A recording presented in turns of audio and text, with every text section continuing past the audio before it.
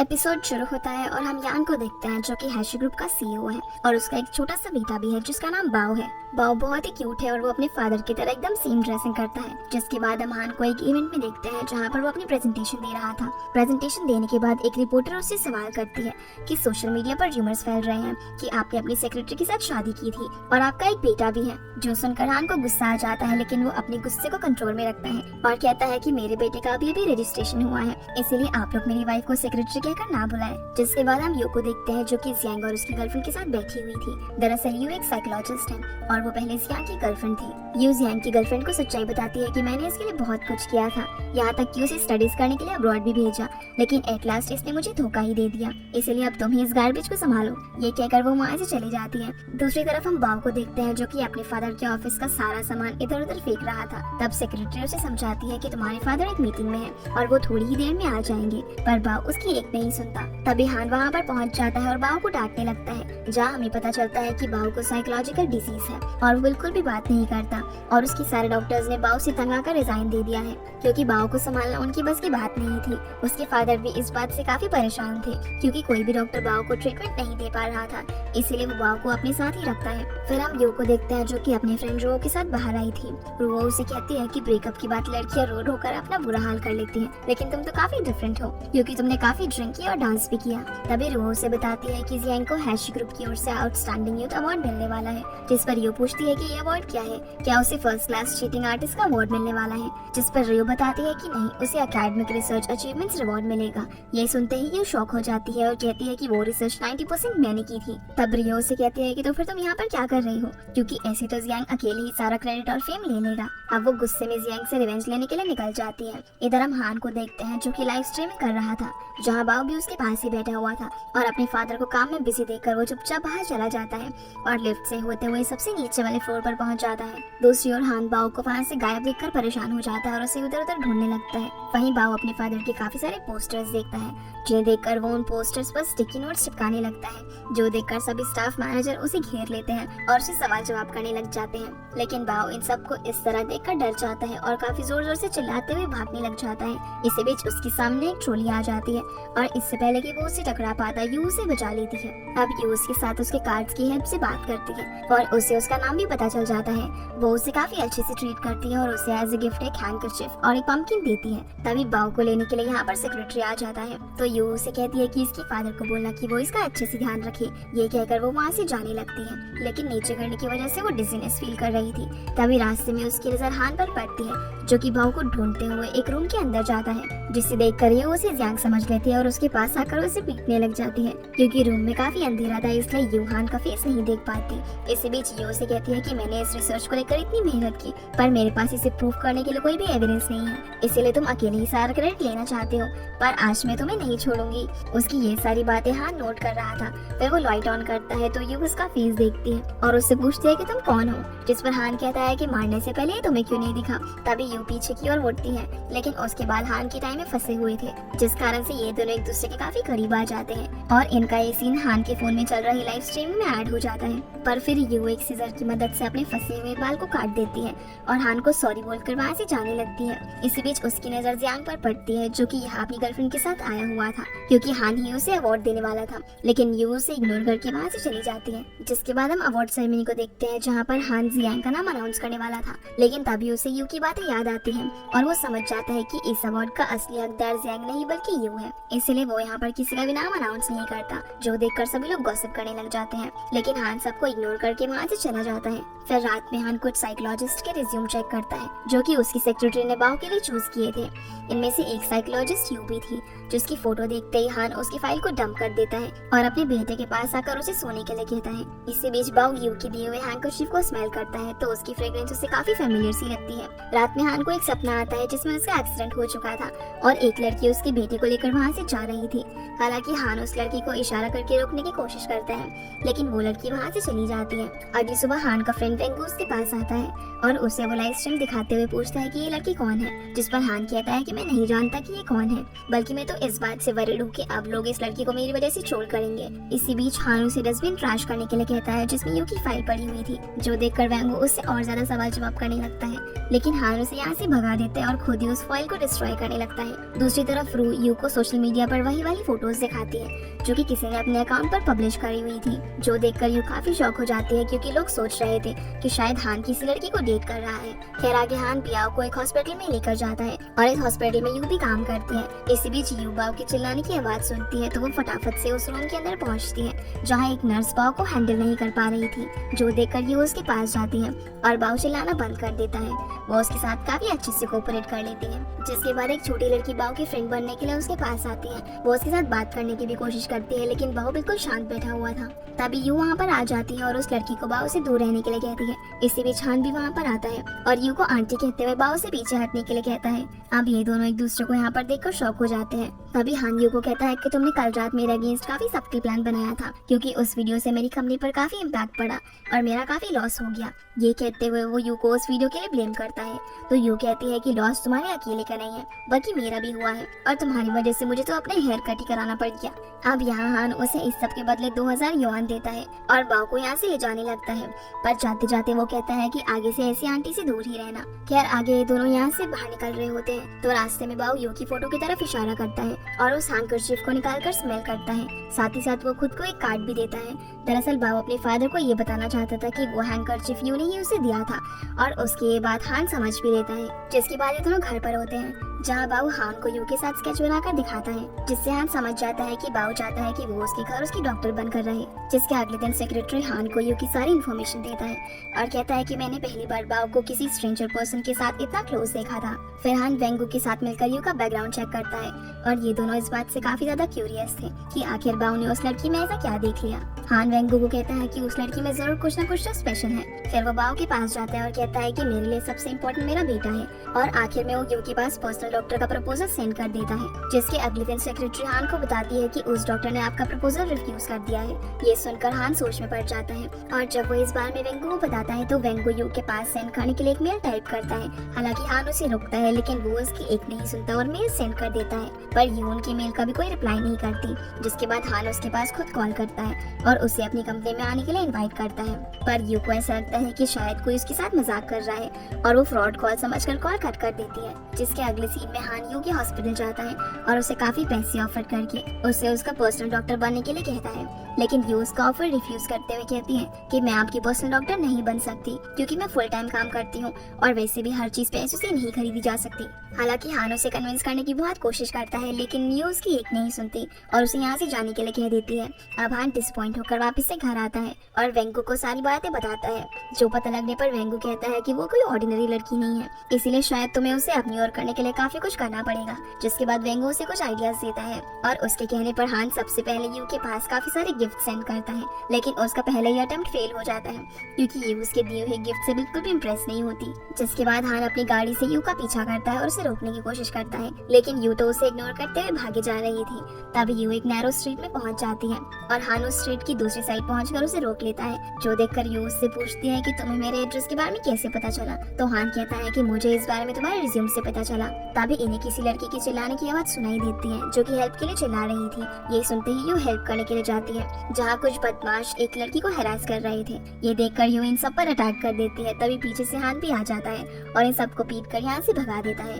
इसी बीच हान के हाथ में चोट भी लग जाती है, इसीलिए यू उसके हाथ पर बैंडेज लगाती है और उसे एक लॉलीपॉप देकर चली जाती है। अगले दिन हान एक मीटिंग कर रहा था जिस दौरान वो अपने फोन में केक की फोटो देखता है। ये देखकर वो सोचता है कि शायद उसे यू को केक देना चाहिए। जिसके बाद वो घर आता है और अपने हाथों से यू के लिए केक बनाता है और वो इस केक में यू का स्केच भी बना देता है। फिर वो बाव के साथ यू को केक देने के लिए हॉस्पिटल जाता है जहाँ यू उस केक को देखकर खुश हो जाती है। इसी बीच यू गन शूटिंग गेम ट्राई करती है लेकिन वो पॉइंट को टारगेट नहीं कर पाती, इसीलिए हान उसकी हेल्प करता है और वो एक बार फिर से एक दूसरे के करीब आ जाते हैं। जिसके अगले दिन हान अपनी कंपनी के हेल्थ ब्रेसलेट्स को चेक कर रहा था जिन्हें उसकी कंपनी ने हाल ही में लॉन्च किया था। तभी वहाँ पर वेंगू आ जाता है जो कि उन ब्रेसलेट्स को देखकर कहता है कि आई थिंक इन ब्रेसलेट्स को हार्ट ऑफ लव कहते हैं। जिस पर हान कहता है कि हाँ, ये लवर्स के लिए है और हमारी कंपनी ने इन्हें रिसेंटली लॉन्च किया है। इधर यू को पता चलता है कि जल्दी ही बाओ का बर्थडे आने वाला है, जिसके बाद हान बाओ के साथ हॉस्पिटल आता है। लेकिन आज बाओ का मूड ऑफ लग रहा था, तो यू उससे पूछती है कि क्या तुम्हारी कोई बर्थडे विश है। लेकिन ये सुनते ही बाओ काफी सैड हो जाता है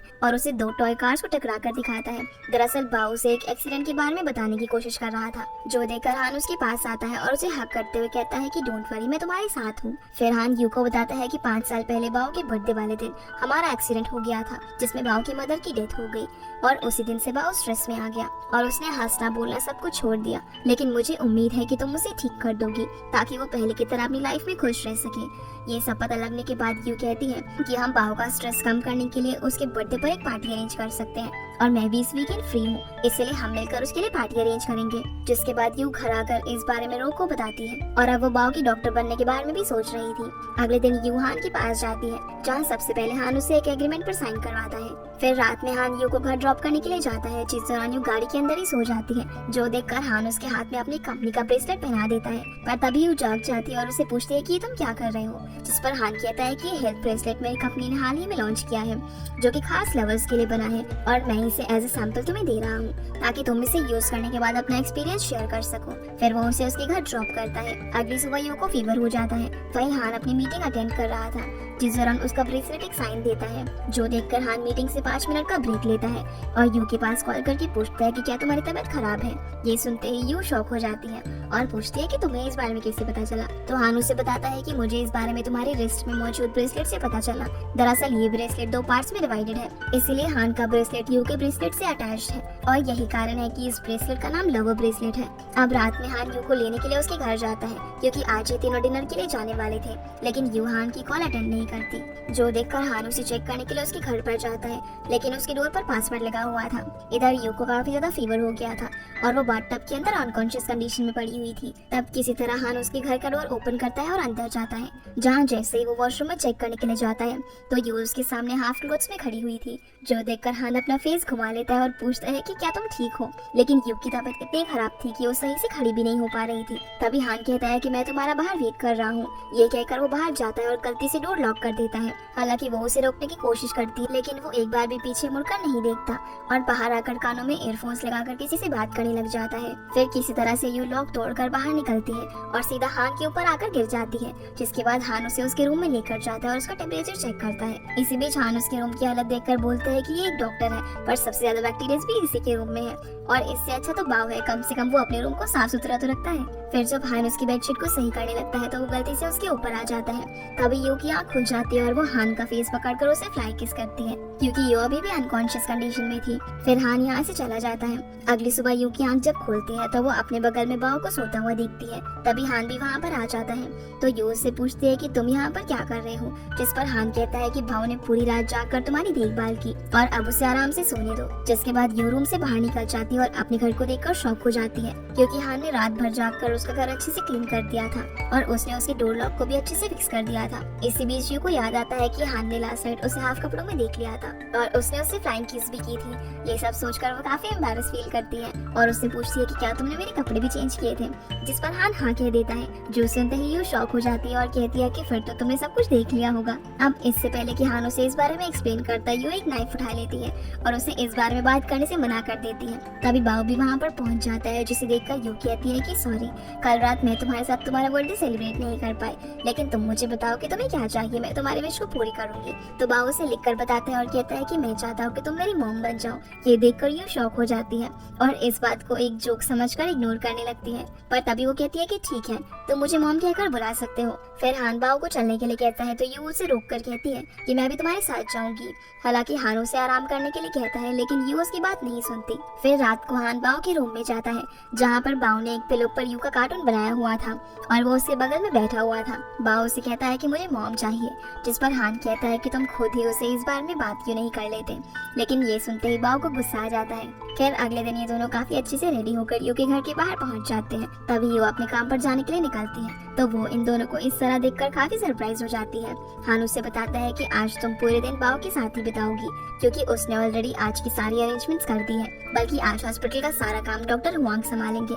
इसी बीच हमें एक फ्लैशबैक सीन दिखाया जाता है जिसमें हमें पता चलता है कि बाओ ने पहले ही हान के फ्रेंड वेंको से यू के बारे में बात की थी कि वो उसे अपनी मॉम बनाना चाहता है। तो वेंको ने उसे बहुत सारे आइडियाज बताए थे, जिन सब आइडियाज को बाओ आज यूज करने वाला था। अब प्लान के अकॉर्डिंग बाओ यू और हान को एक गेम जोन में लेकर जाता है और उन्हें वहाँ पर रूम एस्केप में भेज देता है, क्योंकि उसे लगता है कि वो दोनों वहाँ पर 2 घंटे के लिए साथ में रहेंगे तो शायद उन दोनों की कुछ बात बन जाएगी। लेकिन वो दोनों तो 10 मिनट के अंदर ही रूम एस्केप से बाहर आ जाते हैं। अब बाओ का पहला आइडिया तो फेल हो जाता है, फिर वो इन दोनों को थ्रिल रूम के अंदर भेजता है, लेकिन यू वहाँ पर भी डरती नहीं है, बल्कि वो तो वहाँ पर मौजूद फेक गोस्ट को मारकर भगा देती है, जिस कारण से बाओ का दूसरा प्लान भी फेल हो जाता है। फिर आगे ये तीनों पिकनिक के लिए एक दूसरी जगह पर जाते हैं, जहाँ रास्ते में बाओ वेंगू के पास कॉल करके उससे वहाँ पर आने के लिए बोलता है, जिसके बाद ये तीन अपने डेस्टिनेशन पर पहुँच जाते हैं, जहाँ बाओ अपना एक टॉय जानबूझकर दूर फेंक देता है। तो जब यू उसे लेने के लिए जाती है तो वो अपने फादर को बोलता है कि मुझे ठंड लग रही है, इसलिए अब हान भी उसके लिए कार से जैकेट लेने के लिए जाता है। तो बाओ की नजर वेंकू पर पड़ती है, जो कि वहाँ पर पहुँच चुका था, और वो मौका देखकर यहाँ से उसके साथ चला जाता है। ये दोनों गाड़ी के पास आकर साथ में एक फोटो क्लिक करते हैं और वेंकू उस फोटो को हान को सेंड कर देता है। फिर ये दोनों पिकनिक का सारा सामान वहाँ पर रखकर गाड़ी लेकर निकल जाते हैं। दरअसल इनका प्लान ये था कि हान और यू इस जगह पर साथ में रात बिताए और ये दोनों किसी तरह से एक दूसरे के क्लोज आ जाएं। इधर यू और हान दोनों बाओ को ढूंढ रहे थे। इसी बीच हान अपने फोन पर उन दोनों की फोटो देखता है और वो समझ जाता है कि बाओ वेंगू के साथ है। तभी यू पानी में बाओ की कैप देती है। ये देखकर उसे लगता है कि शायद बाओ पानी के अंदर डूब रहा है और वो उसे बचाने के लिए पानी में कूद जाती है, लेकिन हान उसे फोटो दिखाते हुए कहता है कि बाओ बिल्कुल सेफ है। जिसके बाद ये दोनों सड़क पार जाते हैं, लेकिन वहाँ से इनकी गाड़ी गायब थी और सारा सामान बाहर रखा हुआ था। इन दोनों के फोन्स भी पानी में भीगने की वजह से खराब हो चुके थे, जिस कारण से ये लोग उनके पास कॉल नहीं कर सकते थे। अगले सीन में हम देखते हैं कि दोनों ने रात बिताने के लिए एक टेंट लगाया हुआ था और दोनों टेंट के बाहर बैठे हुए थे। तभी हान यू को कपड़े चेंज करने के लिए कहता है, क्योंकि उसके कपड़े कुछ ज्यादा ही भीग चुके थे। फिर वो कपड़े चेंज कर लेती है, जिसके बाद ये नूडल्स खाती है और हान को भी खाने के लिए कहती है, लेकिन हान कहता है कि मुझे ये पसंद नहीं है। पर तभी उसे भी भूख लगने लग जाती है और चॉपस्टिक उठाकर वो भी नूडल्स खाने लग जाता है।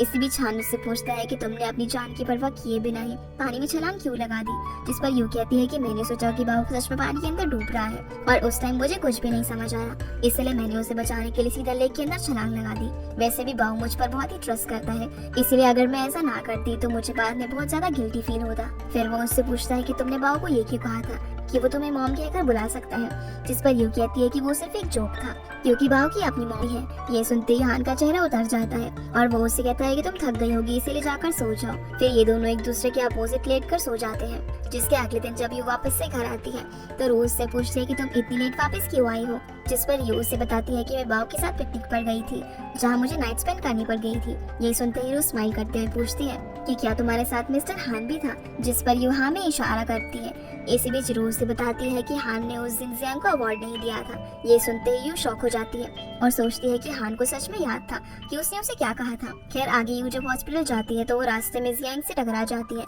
जियांग उसके साथ बात करने की कोशिश करता है, लेकिन यू कह देती है कि मैं स्ट्रेंजर से बात नहीं करती। तभी वहाँ पर जियांग की गर्लफ्रेंड कोइन भी आ जाती है, जो कि यू को एक पार्टी में इनवाइट करती है। साथ ही साथ वो ये भी कहती है कि उस पार्टी में मेरे फादर जियांग को प्रमोट भी करेंगे, जिस पर यू इन्हें कॉन्ग्रेचुलेशंस बोलती है और कहती है कि मैं वहाँ पर जरूर आऊंगी। अगले सीन में यू अपनी दोस्त रू के साथ ड्रेस खरीदने के लिए मॉल जाती है, जहाँ रोज के लिए बहुत ही अच्छी ड्रेस चूज करती है। इधर हम हान और बाऊ को देखते हैं, जो कि दोनों पार्टी में जाने के लिए रेडी हो रहे थे। जिसके बाद यू पार्टी में पहुंचती है, जहाँ उसकी कलीग्स उसकी लुक को देखकर उसकी काफी तारीफ करती है।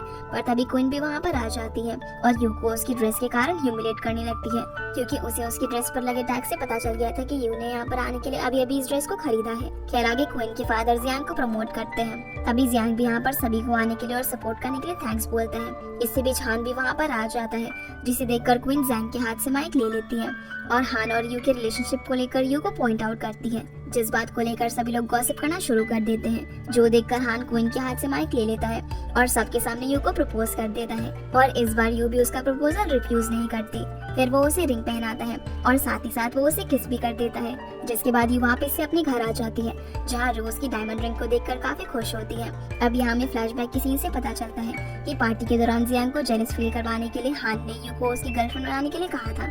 इसलिए यू ने भी उसका प्रपोजल एक्सेप्ट कर लिया था। और अगर हान पार्टी में ऐसा नहीं करता तो यू को सबके सामने काफी एम्बैरस होना पड़ता। इसी बीच हमें ये भी पता चलता है कि जब इन दोनों ने किस की थी तो हान ने लिप्स के बीच में अपनी फिंगर रख दी थी, लेकिन सब लोगों को ये लगा था कि इन दोनों ने रियल के अंदर किस की है। इधर हान बाओ को सोने के लिए कहता है और उसके हाथ से टैबलेट लेकर देखता है कि बाओ ने प्रपोजल के दौरान इन दोनों की फोटो ले ली थी और वो तो बस इसे ही देखता जा रहा था। दूसरी ओर यू भी नहाते टाइम उस रिंग को देखती जा रही थी और जैसे ही वो उसे बाहर निकालने की कोशिश करती है तो उसके हाथ से वो रिंग छूट जाती है। तभी रूह उसके पास आ जाती है तो यू उसे बताती है कि मेरी डायमंड रिंग कहीं पर गिर गई है। ये सुनते ही रूह शॉक हो जाती है, जिसके बाद ये दोनों उस रिंग को पूरे वॉशरूम में ढूंढते हैं लेकिन इन्हें वो रिंग कहीं पर भी नहीं मिलती। फिर रूह उसे बताती है कि सोशल मीडिया पर तुम्हारे और हान के बारे में गॉसिप्स चल रही है, लेकिन यू को इस चीज से कोई भी फर्क नहीं पड़ता, बल्कि वो तो सिर्फ रिंग को खोने के शौक में थी। इसी बीच उसके पास हान की कॉल आती है जो कि उसके साथ बाओ की अपॉइंटमेंट के बारे में बात करता है और साथ ही साथ उसे एक प्रोजेक्ट अवार्ड के बारे में भी बताता है। लेकिन इससे पहले यू उसे इस प्रोजेक्ट के बारे में पूछती वो कॉल कट कर देता है। तभी हान के पास वेंगू आता है जो कि उससे पार्टी वाली फोटोज दिखाकर पूछता है कि ये सब क्या है, जिस पर वो कहता है कि ये सब सच है और मुझे कोई फर्क नहीं पड़ता कि पब्लिक मेरे बारे में क्या सोचेगी, बल्कि मुझे सिर्फ अपने बेटे के लिए यू से शादी करनी है। दूसरी तरफ यू भी अपने हॉस्पिटल पहुंचती है जहाँ काफी डेकोरेशंस की जा रही थी, जो देखकर यू और उसके कलीग जियाओ काफी शॉक हो जाती है। फिर जियाओ कहती है कि शायद आज हान सबके सामने अपनी लव को शो करने वाला है। इसी बीच जियांग भी अपनी गर्लफ्रेंड क्विन के साथ वहाँ आ चुका था और वो भी ये नजारा देख लेता है, लेकिन इन दोनों को देखते ही यू और जियाओ यहाँ से जाने लगती है, जिस दौरान उसकी टक्कर हान से हो जाती है जो कि वेंगू और बाओ के साथ यहाँ पर आ रहा था। अब यू हान को कहती है कि ये सब क्या है और सोशल मीडिया पर ये क्या न्यूज फैली हुई है कि हम दोनों शादी कर रहे हैं, क्योंकि वो प्रपोजल और किस तो फेक थी, जिस पर हान कहता है कि वो किस फेक थी लेकिन वो प्रपोजल सच्चा था। ये सुनते ही यू कहती है कि क्या तुम पागल हो गए हो, हम दोनों को मिले हुए सिर्फ 5 दिन ही हुए हैं, जिस पर हान कहता है कि शायद तुम इस बात से डर रही हो कि कहीं शादी के बाद तुम मेरे प्यार में फेल ना हो जाओ, जिस पर यू कहती है कि मेरा नाम यू है और मैं तुम्हारी लव में फेल हो जाऊँ ये कभी नहीं हो सकता। तभी हान उसे किस करने की कोशिश करता है तो यू उससे पीछे करके यहाँ से जाने लगती है, लेकिन तभी हान कहता है कि अब सबको पता चल गया है कि तुम मेरे फियांसे हो। ये सुनते ही यू रुक जाती है और वापस आकर उसके मुंह पर हाथ रख देती है और कहती है कि तुम मेरे मिस्टर राइट नहीं हो, जिस पर हान कहता है कि तुम भी मेरे मिस राइट नहीं हो, मैं एक बिजनेसमैन हूँ और मेरा सबसे इम्पोर्टेंट क्लाइंट बाओ है जिसके लिए मैं कुछ भी कर सकता हूँ। ये कहकर वो यहाँ से चला जाता है, जिसके बाद हम जियांग को देखते हैं जो कि जियाओ के साथ नहा रहा था, लेकिन तभी वो देखता है कि किसी ने उन दोनों के कपड़े उठा लिए हैं, जो देखकर वो दोनों काफी परेशान हो जाते हैं। तभी बाकी के डॉक्टर्स भी इन्हें इसी हालत में देख लेते हैं और यहाँ से एम्बैरस होकर चले जाते हैं, लेकिन तभी हान और यू बाओ को ढूंढते हुए वहाँ पर आ जाते हैं और ये लोग भी इन दोनों को इस तरीके से देख लेते हैं, जो देखकर हान समझ जाता है कि ये हरकत वेंगू और बाओ ने की है, इसीलिए वो वेंगू के पास जाकर उसे डांट लगाता है।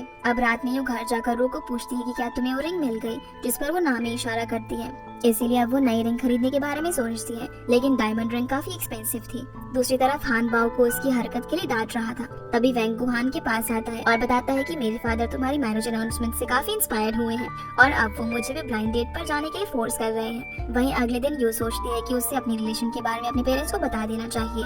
तभी उसकी नजर एक कैट पर पड़ती है जो कि एक पेड़ पर फंस गई थी। अब यू उसकी हेल्प करने लगती है और वो अपना ब्रेसलेट हाथ से निकालकर अपनी जेब में रख लेती है ताकि वो पेड़ में फंसकर टूट न जाए, लेकिन कैट को उतारते टाइम वो ब्रेसलेट जेब से नीचे गिर जाता है, जिस कारण से हान के पास नोटिफिकेशन चली जाती है और वो यू के पास कॉल करता है, लेकिन यू का फोन बंद आ रहा था, जो देखकर वो परेशान हो जाता है और यू को चेक करने के लिए उसके घर की ओर निकल जाता है। इधर यू की मुलाकात उसके ब्रदर फांग से होती है जो कि अभी अभी अब्रॉड से आया था और वो भी एक डॉक्टर था। खैर आगे ये दोनों बातें करते करते यू के घर की ओर जाने लगते हैं, तो रास्ते में हान इन दोनों को साथ में देख लेता है, जो देखकर वो तुरंत गाड़ी से बाहर आता है और यू को उसका ब्रेसलेट वापस पहनाता है। साथ ही साथ वो ये भी पूछता है कि ये पर्सन कौन है, जो सुनते ही फांग खुद को हान से इंट्रोड्यूस करवाता है और हान उसे बताता है कि ये मेरी फियांसे है। फिर वो यू को कहता है कि तुम मेरी इमेज का ध्यान रखा करो क्योंकि तुम बाओ की मदर हो और तुम्हें दूसरे लोगों से मुलाकात करने की इजाजत नहीं है। ये कहकर वो वापस से अपनी कंपनी में आ जाता है, जहाँ उसकी सेक्रेटरी उसे बताती है कि यू के हॉस्पिटल के डॉक्टर्स भी उसके बारे में गॉसिप करते हैं। ये पता लगने पर हान हॉस्पिटल जाता है और वहाँ की 2 डॉक्टर्स को डांटते हुए कहता है कि यू के बारे में उल्टी सीधी बातें मत बनाओ क्योंकि वो तुम लोगों से ज्यादा टैलेंटेड है और अब वो मेरी बीवी भी बनने वाली है। ये सारी चीजें यू भी साइड में खड़ी होकर सुन रही थी, जिसके बाद हान उससे माफी मांगते हुए कहता है कि मेरी वजह से लोग तुम्हें टीज कर रहे हैं, लेकिन तुम ये मत सोचना कि मैं तुमसे शादी नहीं करूंगा।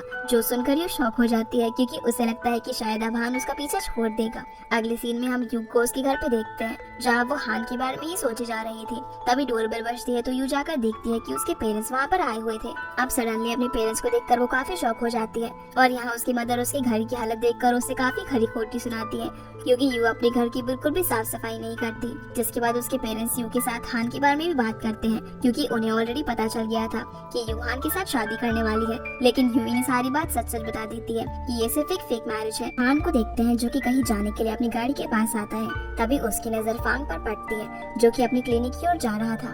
हान भी उसके पीछे पीछे क्लिनिक जाता है तो फांग उससे पूछता है कि क्या तुम यू की कैट को देखने के लिए आए हो, जिस पर हान कहता है कि क्या मेरी फियांसे के पास कैट भी है। फिर फांग उस कैट को लेकर आता है। तभी यू भी वहाँ पर आ जाती है जो कि हान को इग्नोर करके अपनी कैट को देखने लगती है। इसी बीच यू फांग को रात में हॉटपॉट खाने के लिए कहती है तो फांग कहता है कि क्या हान भी हमारे साथ आएगा। अब इससे पहले कि हान कुछ बोल पाता यू कह देती है कि नहीं, उसे हॉटपॉट पसंद नहीं है। फिर वो फांग के साथ वहाँ से चली जाती है और हान वहीं पर खड़ा रह जाता है। अगले सीन में हम इन दोनों को एक रेस्टोरेंट में देखते हैं जहाँ ये दोनों हॉटपॉट खा रहे थे और हान इन दोनों को साइड से चिपकर देख रहा था। तभी रेस्टोरेंट का ओनर अनाउंसमेंट कर देता है कि आज हमारे रेस्टोरेंट की 3rd एनिवर्सरी है, इसलिए जो कोई भी अपने साथ बैठे पर्सन को हक करेगा या फिर जो कपल्स एक दूसरे को किस करेंगे तो उन्हें 50% डिस्काउंट मिलेगा। ये सुनते ही हान शॉक हो जाता है क्योंकि यू के पास तो फांग बैठा हुआ था और इससे पहले कि फांग यू को हक करने के लिए उसके पास आता, हान बिना टाइम वेस्ट करे उसके सामने आ जाता है, जिस कारण से इन दोनों की आपस में टक्कर हो जाती है। अब हान को यहाँ पर देखकर यू हैरान हो जाती है। फिर वो उसे भी अपने साथ हॉटपॉट ज्वाइन करने के लिए कहती है, जिसके अगले दिन हान बाओ के साथ एक होटल में किसी से मीटिंग करने के लिए आता है और इसी होटल में यू की मदर भी आई हुई थी जो कि इन दोनों को देख लेती है। हान बाओ को बाहर ही बैठाकर अंदर मीटिंग करने के लिए जाता है, जिसके जाने के बाद यू की मदर बाओ के पास आती है और उसके साथ बातें करने लग जाती है। इसी बीच वो उससे पूछती है कि क्या मिस्टर हान तुम्हारे फादर है, जिस पर बाओ हाँ में इशारा करता है। फिर वो उसकी मदर के बारे में पूछती है तो बाओ इनोसेंटली उसे फोन में यू की फोटो दिखा देता है। ये देखते ही यू की मदर काफी शॉक हो जाती है और घर आकर यू पर बहुत चिल्लाती है। वो उससे कहती है कि मैं आज हान को देखने के लिए गई थी पर वहाँ पर मेरी मुलाकात उसके बेटे से हुई जो कि तुम्हें अपनी मदर बुला रहा था, लेकिन यू पर उसकी मदर की डांट का कोई भी फर्क नहीं पड़ता और वो बस चुपचाप अपने पेरेंट्स की बातें सुनती जा रही थी। तभी रो उसके पास मैसेज करके उसे नीचे बुलाती है और जब वो नीचे आती है तो देखती है कि यहाँ पर हान आया हुआ है। फिर रू वहाँ से अंदर चली जाती है और हान भी यू को उसके घर चलने के लिए कहता है, लेकिन यू बहाना बनाने लगती है और वो उसे अंदर नहीं जाने देती। तब हान उससे पूछता है कि तुम्हें मुझे जानने के लिए और कितना टाइम चाहिए, जिस पर यू कहती है कि मुझे तुम्हें जानने के लिए 2 साल चाहिए क्योंकि तुम 29 ईयर्स के हो, इसीलिए मुझे इतना टाइम तो लग ही जाएगा। तो हान उसे 2 हफ्ते का टाइम देता है और साथ ही साथ वो उसे एक पेन ड्राइव भी देता है जिसके अंदर उसकी सारी इन्फॉर्मेशन थी। फिर यू उसके हाथ से पेन ड्राइव लेकर अंदर चली जाती है। इधर हान सोचता है कि शायद उसके घर में कोई लड़का आया हुआ है, इसीलिए उसने मुझे अंदर नहीं आने दिया। दूसरी ओर रू यू को कहती है कि तुम्हें हान को अपने पेरेंट्स से मिलवा देना चाहिए, फिर वो तुमसे गुस्सा नहीं होंगे, लेकिन यू उसे मना कर देती है। अगली सीन में हम देखते हैं कि यू हान के साथ बात कर रही थी और तभी उसकी मदर पीछे से आकर उसे बात करते हुए देख लेती है। वो उससे पूछती है कि क्या तुम हान से बात कर रही हो, लेकिन यू उसे मना कर देती है और अपना फोन बाहर रखकर वॉशरूम चली जाती है। तब उसके वॉशरूम जाते ही उसकी मदर उसका फोन उठा लेती है और हान के साथ बात करने लगती है। इधर यू उनको देखकर स्माइल कर रही थी क्योंकि ये सब उसका और रू का प्लान था और उसकी मदर जिस पर्सन के साथ बात कर रही थी वो असल में हान नहीं बल्कि रू थी। खैर अब यू जब वॉशरूम से वापस आती है तो अपनी मॉम के हाथ से फोन ले लेती है। उसकी मॉम उससे कहती है कि हमने हान के साथ बात कर ली और वो मुझसे जल्दी ही मिलने वाला है। अगले सीन में यू अपने पेरेंट्स के साथ एक होटल में आती है जहाँ अंदर जाने से पहले उसके पास रू का मैसेज आता है। वो उसे बताती है कि मेरा फोन टूट गया है, इसलिए मैं तुम्हारे पेरेंट्स के साथ बात नहीं कर पाई। जो सुनते ही यू अपने फोन में मैसेज चेक करती है और शॉक हो जाती है क्योंकि उसकी मदर ने सच में उस दिन हान के साथ ही बात करी थी, यानी कि उसका प्लान उस पर ही उल्टा पड़ गया।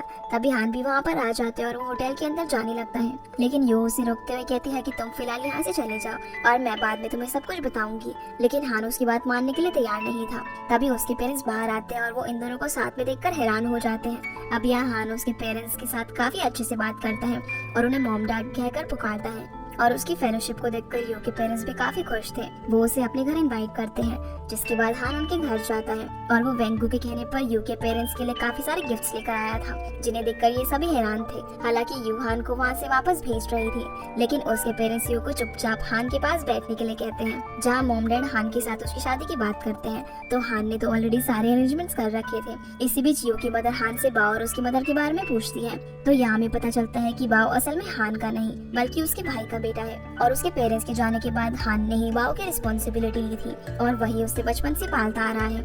ये सब पता लगने पर यू के पेरेंट्स हान से और भी ज्यादा इम्प्रेस हो जाते हैं। इधर यू के तो ये सब सुनने के बाद होश उड़े हुए थे और वो हान को बस देख ही जा रही थी। फिर आगे ये सब डिनर करते हैं, जिस दौरान हान कहता है कि मैं आज रात यहीं पर रहूंगा क्योंकि बाओ घर पर अकेला है, इसीलिए मैंने अपने ड्राइवर को उसके पास भेज दिया था। जिस पर यू की मदर कहती है कि ठीक है, हम तुम्हारे लिए एक रूम अरेंज कर देंगे। लेकिन हान कहता है कि इसकी कोई जरूरत नहीं है क्योंकि यू मेरे साथ रूम शेयर कर लेगी। जिसके बाद यू उसे अपने रूम के अंदर ले जाती है और कहती है कि तुम बेड पर सो जाना, मैं सोफे पर सो जाऊंगी। लेकिन हान उसका हाथ पकड़कर उसे रोकता है और कहता है कि तुम मेरे साथ बेड पर ही सो जाना। साथ ही साथ वो ये भी कहता है कि मैं आज तुमसे काफी जेलस हूँ क्योंकि तुम्हारे पास अपनी एक फैमिली है और तुम सब हर काम मिलकर करते हो और एक मैं हूँ जिसके पास एक घर तो है लेकिन कोई फैमिली नहीं। जिस पर यू कहती है कि तुम्हारे पास बाओ भी तो है। तो वो कहता है कि मैं बाओ को भी एक कंप्लीट फैमिली प्रोवाइड नहीं कर सका। तभी हान के पास किसी का कॉल आता है जिसको सुनते ही वो शॉक हो जाता है और यू को बताता है कि बाओ को फीवर हो गया है और वो हॉस्पिटल में है। फिर ये दोनों फटाफट हॉस्पिटल में जाते हैं जहाँ बाओ मेडिसिन नहीं ले रहा था, लेकिन अपने फादर के आ जाने पर वो उनके हाथ से मेडिसिन ले लेता है।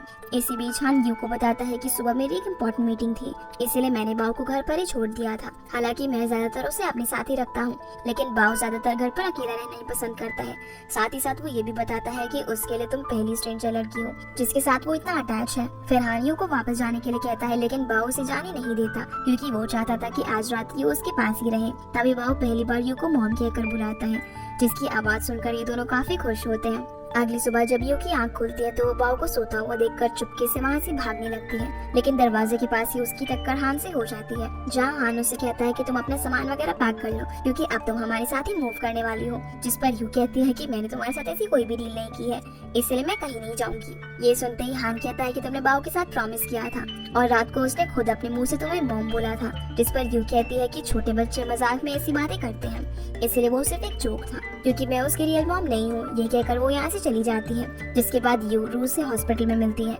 जहाँ वो उसे सारी बातें बताकर कोई एडवाइस मांगती है, लेकिन रो भी उसे कोई खास एडवाइस नहीं दे पाती और वो बस इतना कहती है कि तुम हान को कहो कि तुमने सिर्फ बाओ के साथ प्रॉमिस किया था क्योंकि तुम उसे हर्ट नहीं करना चाहती थी, इसलिए वो प्रॉमिस को इतना सीरियसली ना ले।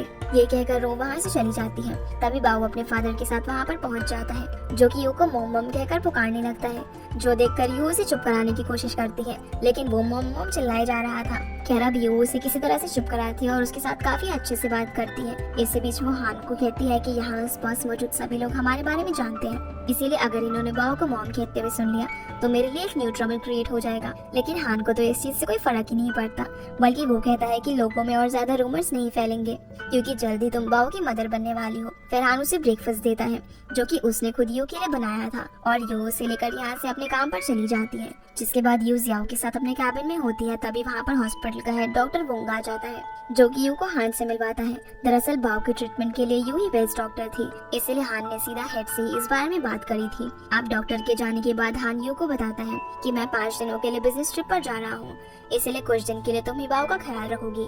जिस पर यू कहती है कि तुम कैसे फादर हो क्योंकि तुम्हारा बेटा हॉस्पिटलाइज्ड है, लेकिन तुम्हें तो अपनी बिजनेस ट्रिप की पड़ी है। तो हान कहता है कि बाओ को मुझसे ज्यादा तुम्हारी जरूरत है। ये कहकर वो वहाँ से चला जाता है। अब बाओ दोबारा से यू को मॉम कहते हुए उसके पास आता है, तो यू उसे कहती है कि तुम मुझे प्रॉमिस करो कि तुम इस जगह पर मुझे मॉम कहकर नहीं पुकारोगे। तो बाओ उसकी कंडीशन समझ लेता है और वो उसकी बात मान जाता है। इसी बीच यू डॉक्टर को बाओ की रिपोर्ट्स दिखाती है, तो डॉक्टर कहता है कि अब बाओ ठीक है, इसीलिए तुम उसे घर ले जा सकती हो। फिर यू वापस से बाओ के पास आती है और उसके साथ एक सेल्फी लेकर उसे हान के पास सेंड करती है। फिर कुछ देर बाद जब बाओ जागता है तो यू को इधर उधर देखने लगता है, लेकिन उसे यू कहीं पर भी दिखाई नहीं देती। तभी बाओ अपना टैबलेट उठाता है और यू को ढूंढने के लिए बाहर चला जाता है, जहाँ एक छोटा बच्चा उसके हाथ से टैबलेट छीनने की कोशिश करता है, लेकिन बाओ उसे टैबलेट नहीं देता और इस छीना झपटी में छोटा बच्चा नीचे गिर जाता है और वो रोने लगता है, जो देखकर उसकी मॉम बाओ पर चिल्लाने लगती है। पर तभी यू वहाँ पर आ जाती है और इस सिचुएशन को संभाल लेती है। इसी बीच किन भी यहाँ से गुजर रही थी, जो कि यू को देखकर उसे पॉइंट आउट करती है, लेकिन यू भी भला कहाँ चुप रहने वाली थी, इसीलिए वो भी उसकी बातों का अच्छे से रिप्लाई करती है। अगली सीन में किन अपनी कलीग के साथ कैंटीन में बैठी थी, जहाँ वो यू के बारे में उल्टी सीधी बातें कर रही थी। वहाँ पर यू भी मौजूद थी, जिसे इनकी बात सुनकर गुस्सा आ जाता है और वो इन तीनों के पास जाकर इन्हें खरी खोटी सुनाने लगती है। दूसरी तरफ हान ट्रिप से वापस आ जाता है और वो सीधा बाओ के पास जाकर देखता है कि वो दोनों साथ में सोए हुए थे, जो देखकर हान यू के ऊपर अपना कोट डालने लगता है, लेकिन तभी वो जाग जाती है, जिसे देखते ही हान पीछे हट जाता है। यू उसे कहती है कि बाओ का फीवर अब ठीक हो गया है, इसलिए क्या मैं अब जा सकती हूँ। तो हान उसे जाने की परमिशन दे देता है। साथ साथ ही साथ वो उसे गिफ्ट्स भी देता है जो कि वो अपनी बिजनेस ट्रिप से लेकर आया था। खैर अब यू यहाँ से चली जाती है, तभी उसे पता चलता है कि डॉक्टर हंग ने रू को जॉब से निकाल दिया है। दरअसल रू ने आज किन के साथ काफी बुरा बिहेव किया था, इसलिए डायरेक्टर ने उसे जॉब से निकाल दिया। ये बात पता चलते ही यू फटाफट से रू के पास जाती है और सॉरी बोलते हुए कहती है कि ये सब मेरी वजह से हुआ, जिस पर रू कहती है कि नहीं, इसमें तुम्हारी कोई भी गलती नहीं है और वैसे भी मुझे ये जॉब पसंद नहीं थी। अगले सीन में रू और यू फांग के साथ ड्रिंक कर रहे थे और जब रू वॉशरूम जाती है तो यू फांग को कहती है कि मैं बिल्कुल यूजलेस हूँ क्योंकि मैं हर किसी के लिए ट्रबल क्रिएट करती हूँ और आज मेरी वजह से रू की जॉब भी चली गई। लेकिन फांग उसे समझाता है और उसे खुद को ब्लेम करने से मना करता है। अगले दिन यू रू के लिए काफी सारी जॉब्स ढूंढ कर लाती है और उसे इंटरव्यू देने के लिए कहती है, जिसके बाद ये दोनों एक रेस्टोरेंट में होते हैं जहाँ रू यू को बताती है कि मेरे दिए हुए सारे इंटरव्यूज फेल हो गए, जो सुनकर यू को काफी बुरा लगता है और वो रू को कंसोल करते हुए कहती है कि तुम्हें जॉब जरूर मिल जाएगी। तभी रू के पास वेंशिंग ग्रुप से जॉब का ऑफर आता है, जो देखकर वो काफी ज्यादा खुश होती है और वो खुशी के मारे जोर जोर से चिल्लाने लगती है। जिसके बाद रू इंटरव्यू देने के लिए जाती है तो उसे वेंशिंग ग्रुप में असिस्टेंट की जॉब मिल जाती है,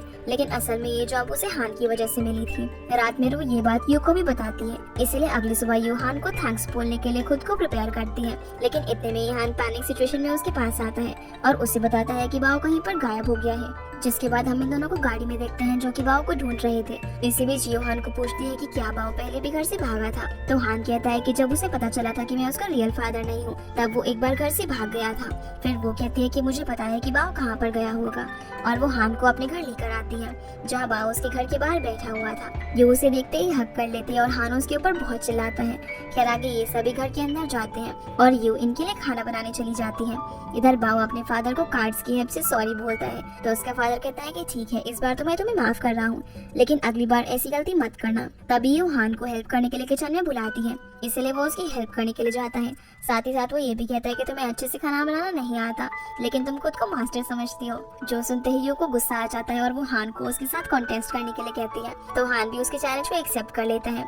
फिर ये दोनों अलग अलग टाइप के डिशेस बनाते हैं और आखिर में बाओ इन दोनों के डिशेस को जज करने वाला था। यहाँ हान काफी कॉन्फिडेंट था क्योंकि उससे लग रहा था कि शायद बाओ को उसकी डिश ही पसंद आएगी, लेकिन बाओ को यू की बनाई हुई डिश ज्यादा पसंद आती है और वो उसे पॉइंट्स देता है। जिसके बाद हान बाओ को यहाँ से ले जाने लगता है तो यू भी साथ चलने के लिए कहती है और वो गाड़ी में बैठ जाती है, जहाँ हान उसके साथ अपनी डायमंड रिंग को लेकर बात करता है और कहता है कि मुझे पता है कि तुमने वो रिंग कहीं पर गुम कर दी है। जो सुनते ही यू के होश उड़ जाते हैं और वो हान को कहती है कि मैं तुमसे प्रॉमिस करती हूँ कि मैं तुम्हारी रिंग के पैसे वापस कर दूंगी। जिस पर हान कहता है कि तुमने तो बाओ की मदर बनने के लिए भी प्रॉमिस किया था। फिर वो उसे गाड़ी से बाहर निकाल और उसे एक एग्रीमेंट पर साइन करने के लिए कहता है, जिसके अकॉर्डिंग यू उसकी वाइफ होगी और वो उससे रिंग के पैसे नहीं लेगा। अब पहले तो यू साइन करने से मना कर देती है क्योंकि उसे लगता है कि एग्रीमेंट के बाद हान उसे वाइफ की तरह ट्रीट करेगा, लेकिन वो कहते हैं कि तुम चिंता मत करो, मैं तुम्हारे साथ कुछ ऐसा वैसा नहीं करूंगा और वैसे भी मुझे तुम में कोई इंटरेस्ट नहीं है। ये सुनते ही वो काफी गुस्सा हो जाती है और आखिर में वो एग्रीमेंट पर साइन कर देती है। अब साइन होने के बाद हान उसे बताता है कि अब मैं तुम्हें अपनी एम्प्लॉय की तरह ट्रीट करूंगा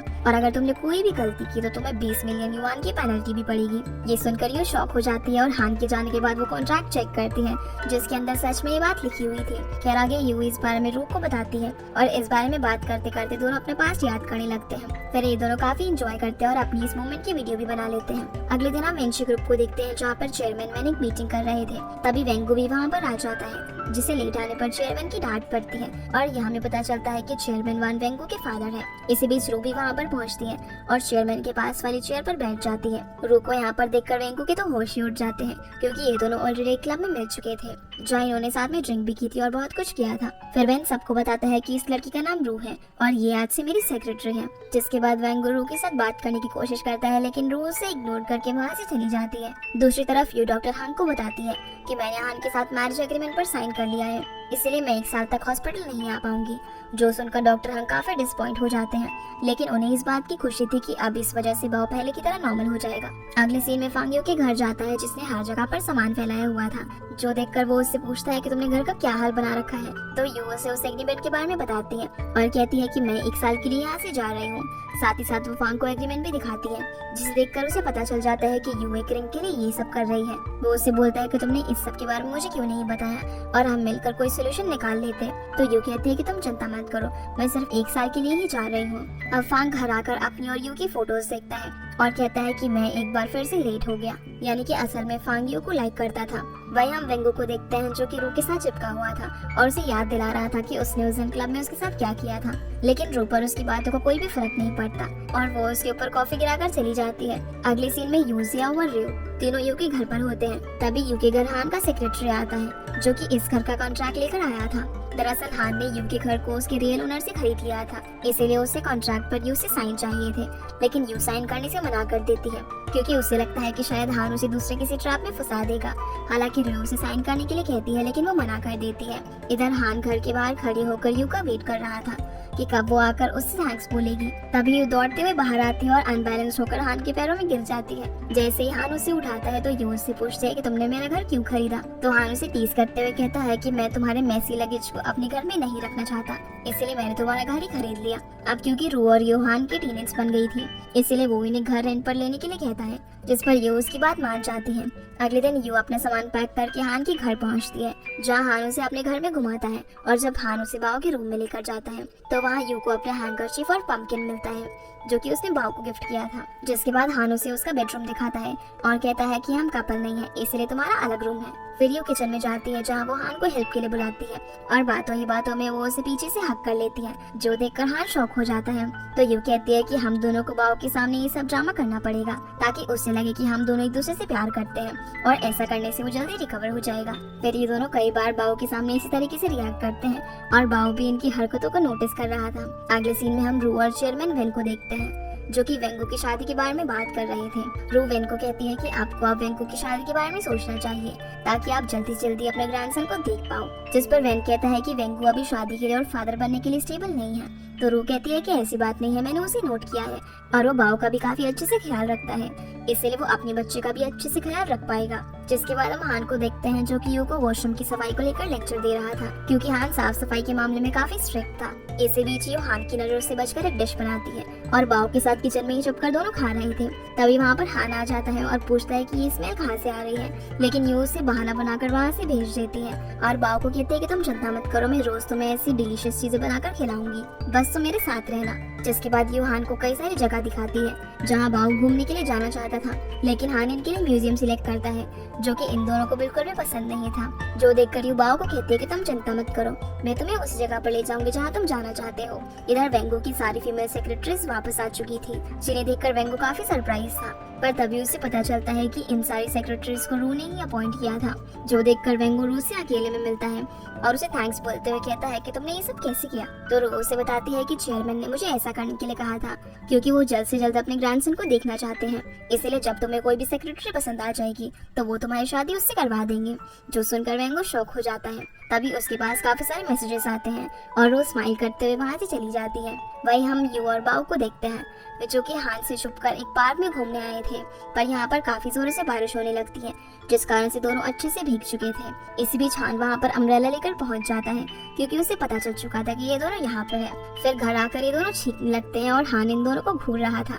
तभी वो यू को उस डिश का रैप दिखाता है जो कि आज उन दोनों ने हान से छुपकर बनाई थी और इन्हें पनिशमेंट देने के लिए हान इनके सारे स्नैक्स ले लेता है और फ्यूचर में इन्हें रूल तोड़ने के लिए वार्न करता है।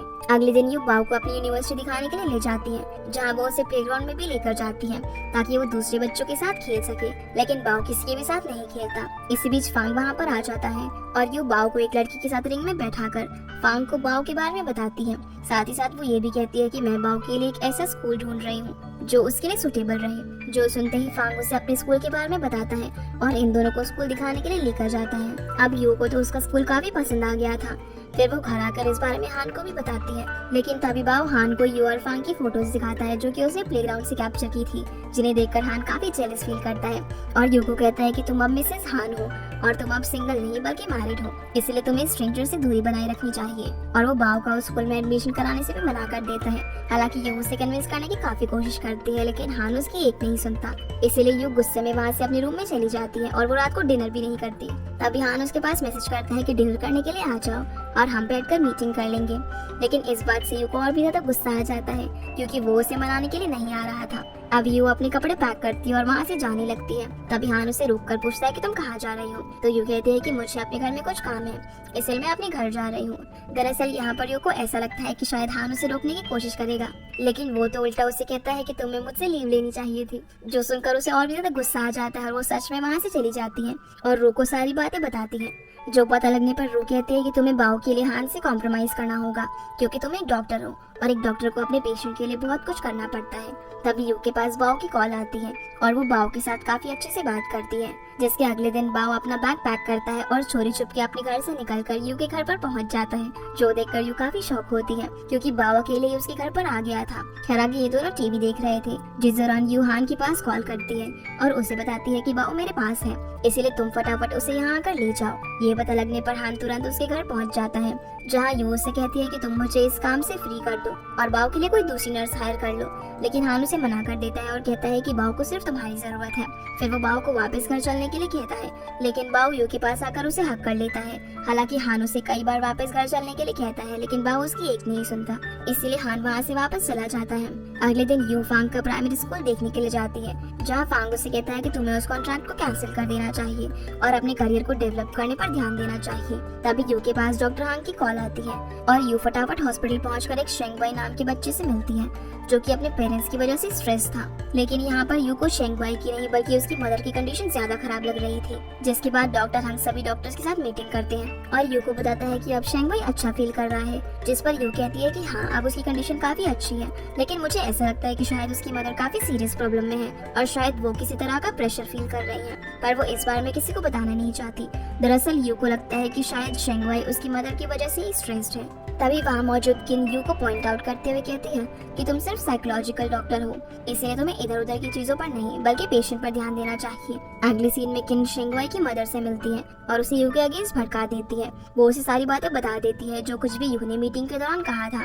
ये सब पता लगने पर शेंगवाई की मदर को काफी गुस्सा आ जाता है और वो उसे मिलकर उस पर बहुत चिल्लाती है। हालांकि यू उसे समझाने की कोशिश करती है कि शेंगवाई बिल्कुल ठीक है, बल्कि तुम्हें एंजाइटी डिसऑर्डर हो चुका है, लेकिन वो उसकी एक नहीं सुनती और गुस्से में होने के कारण वो यू को सीढ़ियों से धक्का दे देती है। इसी बीच हान भी वहाँ पर पहुँच चुका था कि यू स्टेयर से नीचे गिर जाती है और हान उसे बचा नहीं पाता। इसी बीच शेंगवाई की मदर ये सब देखकर वहाँ से भाग जाती है, जिसके बाद हम यू को स्ट्रेचर पर देखते हैं, जहाँ जैंग यू की एक्सरे रिपोर्ट लेकर आता है। जैंग को देखकर हान कहता है कि डॉक्टर चेंज करना होगा, पर यू उसे यकीन दिलाती है कि जैंग एक अच्छा डॉक्टर है। अब जैंग यू के पैरों का ट्रीटमेंट करता है, जिस दौरान वो उसे सॉरी बोलता है क्योंकि उसने यू को चीट किया था, पर यू कहती है कि अब सॉरी बोलने से कोई फायदा नहीं है और तुम्हें मेरी केयर करने की भी ज्यादा जरूरत नहीं है। तभी हान वहाँ पर आ जाता है और यू को उठाकर घर ले जाने लगता है।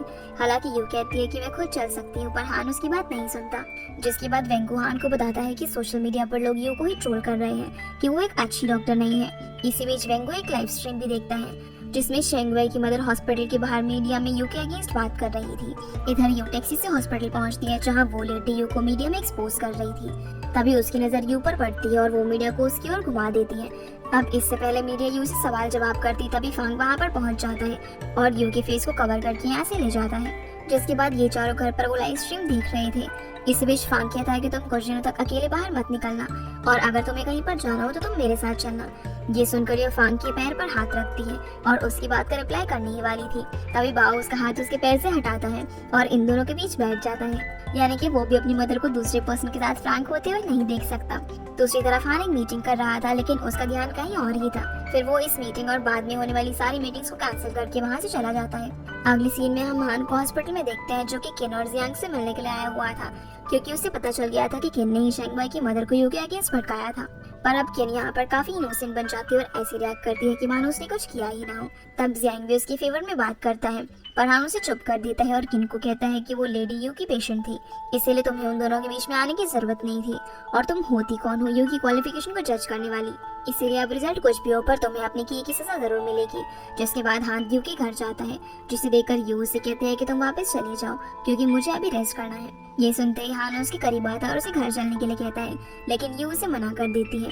इसी बीच हान उसके किचन की हालत देखता है और उस पर चिल्लाने लगता है, क्योंकि यू ने साफ सफाई नहीं की थी और उसने खाने पीने का सारा सामान भी खुला छोड़ रखा था। वो यू को अच्छा खासा लेक्चर सुना देता है, साथ ही साथ वो ये भी कहता है कि मैं बाव को यहाँ पर नहीं रहने दे सकता और अगर तुमने फोर्सफुली उससे अपने पास रखने की कोशिश की तो मैं तुम्हारे ऊपर केस कर दूंगा। पर यू उसकी एक नहीं सुनती और अपने रूम में जाने लगती है। पर हान भी उसे लिए बगैर यहाँ से जाने वाला नहीं था। अब फाइनली वो उसे किसी तरीके से अपने घर ले जाता है और उसे एक एग्रीमेंट पर साइन करने के लिए कहता है, जिसमें उसने यू की सैलरी को लेकर कुछ रूल्स लिखे हुए थे।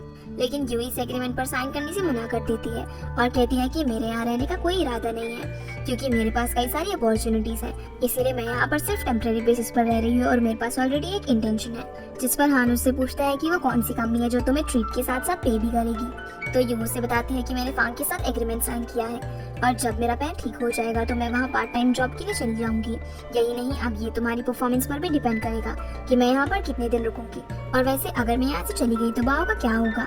दरअसल यू अब हान को थ्रेट कर रही थी और हान को भी मजबूरी में उसकी बात माननी पड़ती है। फिर यू उसे ऑर्डर देती है कि मुझे मेरे रूम तक छोड़ कर आओ। हालांकि हान उसे कहता है कि मैं कल तुम्हारे लिए इलेक्ट्रिक व्हीलचेयर मंगवा दूंगा, लेकिन यू इसके लिए मना कर देती है। फिर हान उसे उसके रूम तक छोड़ने जाता है, जिसके बाद हान वेंगू से मिलता है और उसे सारी बातें बताता है। तो वेंगू उसे एडवाइस देता है कि तुम्हें यू के लिए ओबीडिएंट बनना होगा और उसकी हर बात माननी होगी, तभी वो तुमसे इम्प्रेस हो पाएगी। अगले दिन ऑफिस में रू को पता चलता है कि वेंगू की सारी सेक्रेटरीज को एक बार फिर से फायर कर दिया गया है, लेकिन इस बार उन्हें वैंग ने खुद फायर किया था। भाई हान अपने ऑफिस में होता है जहाँ उसके पास यू का मैसेज आता है, जो कि उसे शॉपिंग के लिए सुपरमार्केट बुला रही थी, इसीलिए हान को अपना काम छोड़कर जाना पड़ता है। अब सुपरमार्केट में सारा सामान यू अपने अकॉर्डिंग खरीद रही थी और साथ ही साथ वो कई सारे स्नैक्स भी उठा लेती है। हान ये सब देख रहा था, पर इस बार वो यू को स्नैक्स लेने से मना नहीं करता। फिर रात को ये तीनों मिलकर खाना खा रहे थे, जिस दौरान हान यू की कुकिंग स्किल्स को लेकर उसे लेक्चर देने लगता है। साथ ही साथ वो उसे स्पाइसी खाना खाने से भी मना करता है। अब खाना खाने के बाद यू को ढूंढ रही थी, जिस दौरान उसकी नजर टेबल की ड्रॉअर पर पड़ती है, जिसके अंदर काफी सारी लड़कियों की फोटोज थी और सारी फोटोज लड़कियों की बैक साइड से ली हुई थी, जो देखकर यू शॉक हो जाती है और उसे लगता है कि शायद हान का दूसरी लड़की के साथ अफेयर चल रहा है। खैर आगे जब ये वॉशरूम में होती है तो वो अपने बालों की वजह से बहुत परेशान थी, क्योंकि वो उन्हें वॉश नहीं कर पा रही थी। ये देखकर हान उसकी हेल्प करता है और उसके हेयर वॉश करा देता है, जिसके बाद हान उसी ड्रॉअर के पास आता है और एक स्केच को देखने लगता है। दरअसल ये स्केच उसी लड़की का था जिसे उसने अपने एक्सीडेंट की रात पीछे से देखा था, और उसी लड़की को ढूंढने की कोशिश में हान ने इतनी सारी लड़कियों की बैक फोटोज रखी हुई थी। अगले दिन जब हान कंपनी में जा रहा था तो जाने से पहले बाओ उसे यू को किस करने के लिए कहता है। साथ ही साथ वो उसे अपने फादर यानी कि हान के ब्रदर और उसकी वाइफ की फोटो भी दिखाता है। अब जैसे ही हान यू के पास आता है तो वो पैनिक हो जाती है, पर हान उसकी नेक पर किस करता है और साथ ही उसे बताता है कि मेरे ड्राइवर के साथ यहाँ पर एक लॉयर आएगा जो कि तुमसे कुछ सवाल करेगा। इतना बताकर हान यहाँ से चला जाता है। अगली सीन में वो लॉयर यू के पास आता है और उससे उस लेडी के बारे में सवाल जवाब करने लगता है। दरअसल हान ने शेंगवाई की मदर पर केस कर दिया था, लेकिन यू इस झमेले में नहीं पड़ना चाहती थी, इसलिए वो लॉयर के सवालों का जवाब नहीं देती और उन्हें वहाँ से भेज देती है। जिसके बाद यू हान के पास जाती है और उसे कहती है कि तुमने उस लेडी पर केस क्यों किया। तो हान कहता है कि उसने तुम्हारी रेपुटेशन की इंसल्ट की और तुम्हें इंजर्ड भी किया, इसीलिए उसे इसकी सजा जरूर मिलनी चाहिए। लेकिन यू उसे केस करने से मना करती है और कहती है कि जो हो गया सो हो गया, मैं अब केस के चक्कर में नहीं पड़ना चाहती, और वैसे भी वो एक डिवोर्स लेडी है और एक साइकोलॉजिस्ट होने के नाते मैं उसका स्ट्रेस समझ सकती हूँ, इसलिए ये सब करके हमें कुछ भी हासिल नहीं होगा, बल्कि इससे तुम्हारे प्रोसिक्यूशन पर इफेक्ट पड़ेगा। अब यू हान को बहुत समझाने की कोशिश करती है, लेकिन वो उसकी एक नहीं सुनता, जो देखकर यू गुस्से में वहाँ से जाने लगती है, पर तभी उसका पैर स्लिप हो जाता है और वो वहीं पर गिर जाती है। फिर हान उसकी हेल्प करता है और उसे अपनी चेयर पर बिठाकर वहाँ से ले जाता है। जिसके बाद यू घर में आकर भी कई बार हान को केस ड्रॉप करने के लिए कहती है, लेकिन हान उसे साफ मना कर देता है। अगले सीन में हान स्विमिंग करने आता है तो ये उसकी कई सारी फोटोज ले लेती है, पर हान उसे नोटिस कर लेता है। तो वो उससे पूछता है कि तुम क्या कर रही हो, जिस पर यू कहती है कि मैंने तुम्हारी न्यूड फोटोज ले ली है और मैं इन्हें लड़कियों के पास सेंड करने वाली हूँ। ये सुनते ही हान उसके पास आता है और उसके हाथ से फोन छीनकर उन पिक्स को डिलीट कर देता है, और जब वो उसे रोकने की कोशिश करती है तो वो अनबैलेंस्ड होकर उसके ऊपर ही गिर जाती है। तब हान उसे अपने ऊपर से उठने के लिए कहता है, पर यू कहती है कि मैं तभी तुम्हारे ऊपर से उठूंगी जब तुम केस ड्रॉप करने के लिए एग्री हो जाओगे।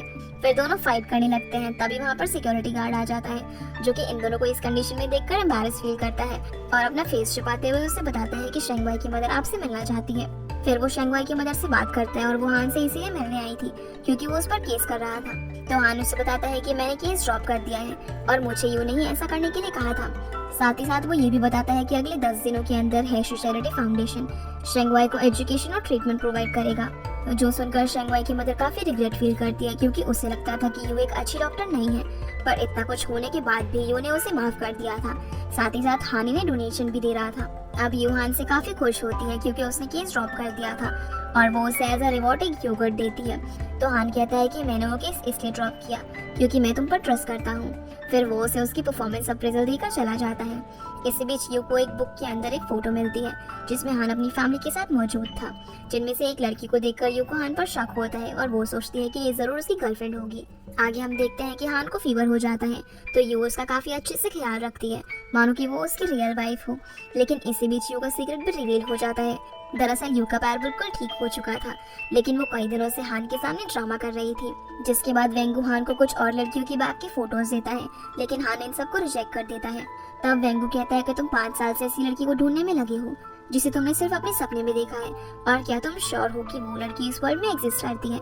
लेकिन हान कहता है कि अगर तुम्हारा लेक्चर खत्म हो गया हो तो तुम जा सकते हो। इसके बाद यू फांग के प्राइमरी स्कूल में जॉब करने के लिए पहुंच जाती है, जहाँ जाकर उसे याद आता है कि कल रात जब वो हान के पास से वापस आ रही थी तो हान सपने में कह रहा था कि वापस आ जाओ, और जरूर वो सपने में उसी लड़की को बुला रहा होगा जिसे उसने उस फोटो के अंदर देखा था। इसके अगले दिन जब वेंगू की आंख खुलती है तो उसे पता चलता है कि अब रू उसकी असिस्टेंट बन गई है, लेकिन वो इस बात से बिल्कुल भी खुश नहीं होता। तभी रू उसे लेने के लिए उसके घर पहुंच जाती है, जहां हमें फ्लैशबैक सीन से पता चलता है कि चेयरमैन वेन ने जानबूझकर रू को वेंगू की असिस्टेंट बनाया था, क्योंकि उसने कई बार नोटिस किया था कि वेंगू रू की हर बात मानता है। हालांकि रू उसकी असिस्टेंट बनना नहीं चाहती थी, लेकिन चेयरमैन के कहने पर वो मना भी नहीं कर पाती। खैर आगे रू और यू ड्रिंक कर रहे थे, जिस दौरान यू रू को अपने फोन में उस लड़की की फोटो दिखाती है जो कि हान की फैमिली फोटो में मौजूद थी। क्यू से पूछती है कि तुम्हें क्या लगता है कि ये लड़की कौन होगी, तो रू को भी लगता है कि शायद ये हान की गर्लफ्रेंड हो सकती है, क्योंकि वो उसकी काफी क्लोज खड़ी हुई थी। जो सुनते ही यू उस लड़की और हान के रिलेशन के बारे में आर्ग्यूमेंट करने लगती है, तो रू उसे टीज करते हुए कहती है कि क्या तुम उस लड़की से जेलस फील करती हो, जिसके जवाब में यू नॉट इंटरेस्टेड कह देती है, लेकिन असल में वो काफी जेलस फील कर रही थी। अब उसकी क्यूरियोसिटी से तंग आकर रू उसे घर भेज देती है, लेकिन घर जाने पर भी रू उसे वॉइस मैसेज करती है और उस लड़की के बारे में बात करने लगती है। इसी बीच यू गलती से एक मैसेज हान के फोन पर भी सेंड कर देती है, और जब हान उसे सुनता है तो वो यू के रूम में आकर उस वॉइस मैसेज को प्ले करता है, जिसे सुनते ही यू लाइट्स ऑफ करके सोने का नाटक करती है। लेकिन हान उसके पास आता है और कहता है कि फोटो में तुमने जो देखा वो सच नहीं है, और क्या तुम सच में मेरे अफेयर के बारे में जानना चाहती हो। जो सुनते ही यू वापस से उठ जाती है और कहती है कि मेरा मतलब वो नहीं था, मैं तो बस तुम्हारा पास जानना चाहती थी ताकि मैं बाव की और अच्छे से हेल्प कर सकूं।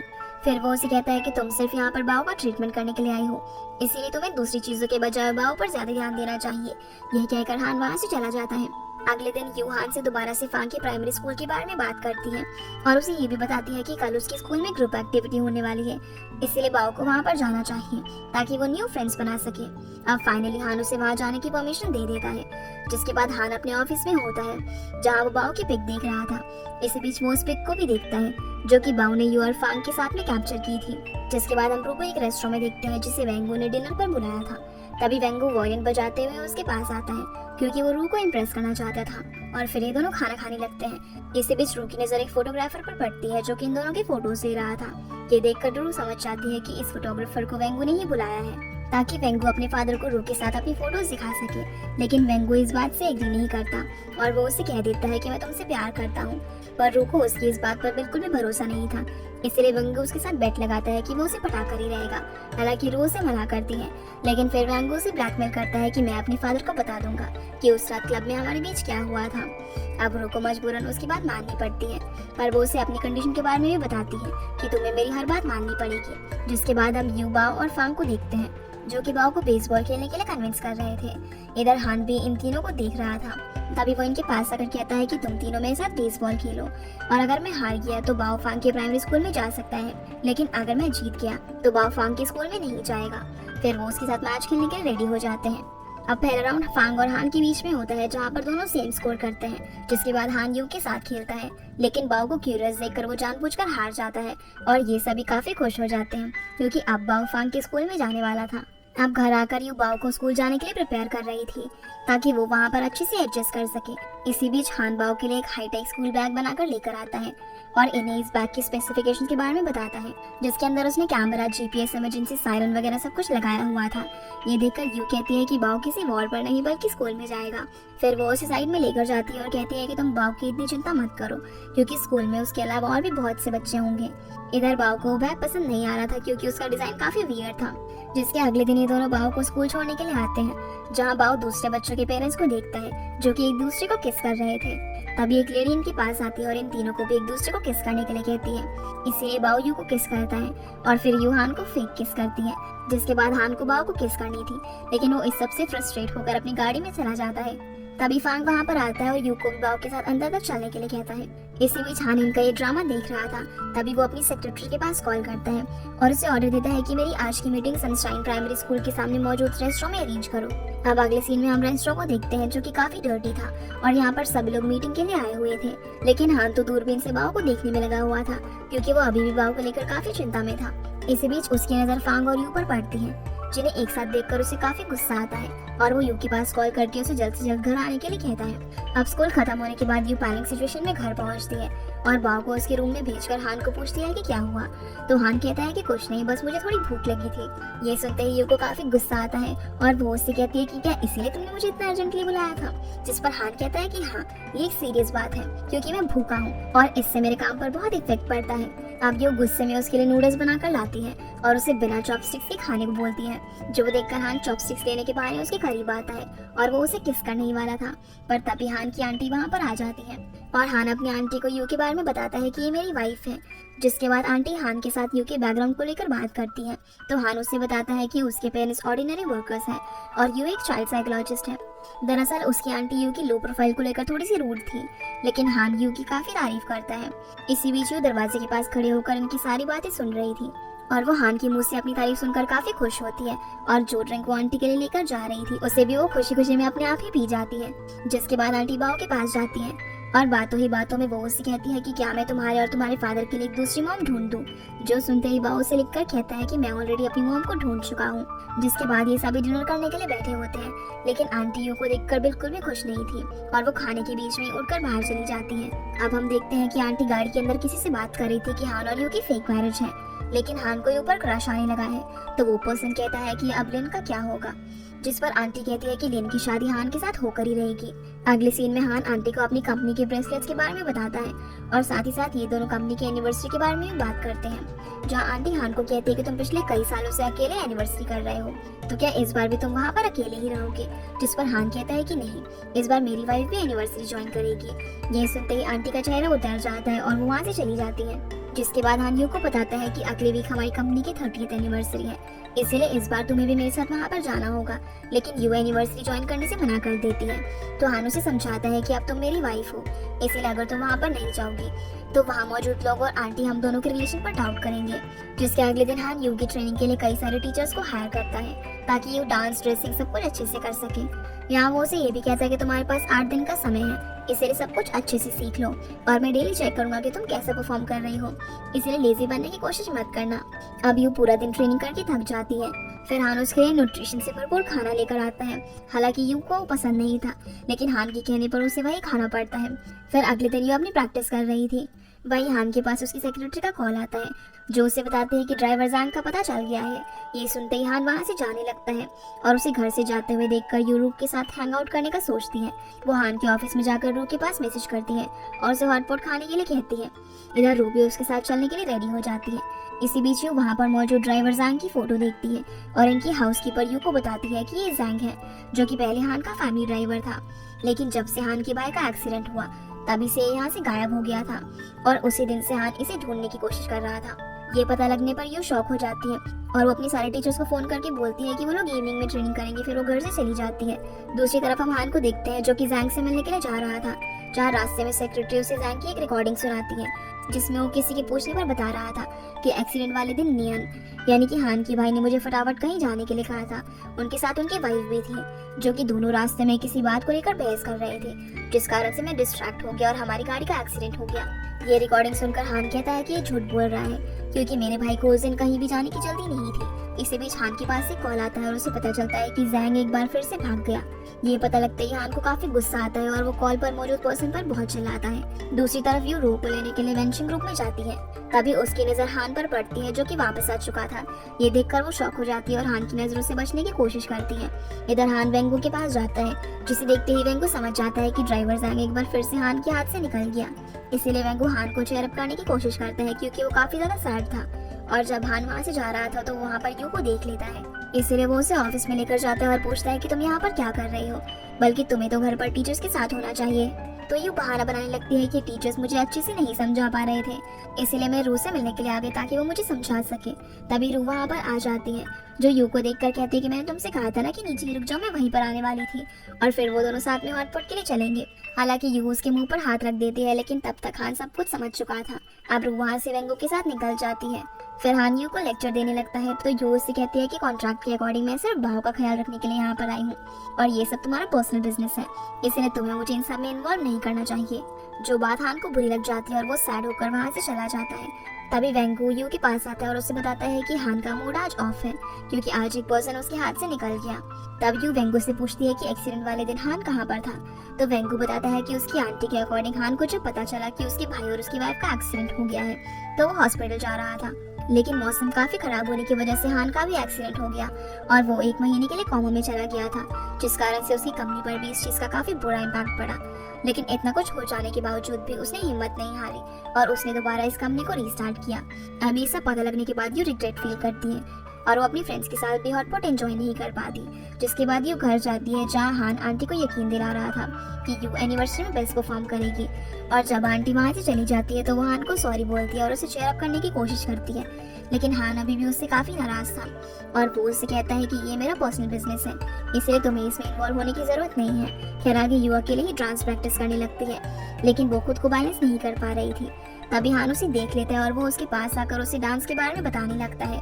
फिर ये दोनों डांस करते हैं, जिसके बाद हम एनिवर्सरी वाले दिन का सीन देखते हैं जहाँ हान यू और बाओ के साथ पहुंच जाता है और यहाँ पर ये दोनों डांस वगैरह भी करते हैं। इसी बीच लिन भी वहाँ पर आ जाती है क्योंकि आंटी ने उसे इन्वाइट किया था। इसी के साथ ये एपिसोड यहीं पर खत्म हो जाता है। तो गाइस ये थी आज का वीडियो एंड आई होप आप लोगों को ये वीडियो पसंद आई होगी, तो इस वीडियो को लाइक करके चैनल को सब्सक्राइब जरूर कीजिएगा। आपसे फिर मिलते हैं अगले एपिसोड में, तब तक के लिए गुड बाय।